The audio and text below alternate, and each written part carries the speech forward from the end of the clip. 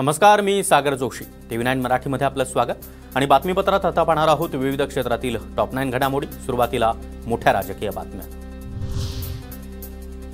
लाडक्या बहीण योजनेच्या श्रेयवादावरून मंत्रिमंडळाच्या बैठकीमध्ये हंगामा. अजित पवारांचा दादाचा वादा आणि जाहिरातीवर शिंदेंच्या मंत्र्यांचा आक्षेप. मंत्री शंभूराज देसाई, केसरकर, दादा भुसे दादांच्या मंत्र्यांवर आक्रमक. मुख्यमंत्र्यांचं नाव हटवून दादांनी स्वतःचं नाव कसं दिलं? अजित पवारच कसे श्रेय घेऊ शकतात? शिंदे गटाचे मंत्री बैठकीत संतापले. शिंदे आणि अजितदादांच्या मंत्र्यांमध्ये फडणवीसांची मध्यस्थी. यापुढे एकटा कुणीही श्रेय घेणार नाही. फडणवीसांची सर्वच मंत्र्यांना ग्वाही. सूत्रांची माहिती.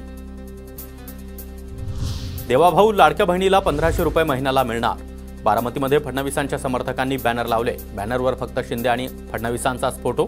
अजितदादांचा फोटो मात्र गायब. जाहिरातीवरून महायुतीमध्ये खटके उडण्याची शक्यता. मोदींनी भ्रष्टाचारासाठी माफी की RSSच्या माणसाला कंत्राटी म्हणून माफी मागितली? राहुल गांधी यांचा सवाल. तर चुका करता म्हणून तुम्हाला माफी मागावी लागते, राहुल गांधींची टीका. मूर्ति थी, इसका कॉन्ट्रैक्ट RSS के एक व्यक्ति को दी गई. शायद प्रधानमंत्री इसके लिए माफी मांग रहे हैं. पंतप्रधानांनी शिवाजी महाराजांचीच नाही तर महाराष्ट्रातील प्रत्येक माणसाची माफी मागावी. राहुल गांधी यांची आक्रमक मागणी. प्रधानमंत्री को सिर्फ शिवाजी महाराज से माफी नहीं मांगनी चाहिए. अगर माफी मांग रहे हैं तो महाराष्ट्र के हर व्यक्ति से माफी मांगनी चाहिए. महाराष्ट्रातल्या खेडेगावातलं रस्त्याचं कंत्राट गुजरातला कसं मिळतं? राहुल गांधी यांचा सरकारला सवाल. तर अदानी आणि अंबानी या दोन लोकांनाच कंत्राट मिळत असल्याचा आरोप. के लोग यहां आकर आपके कॉन्ट्रैक्ट ले जाते हैं.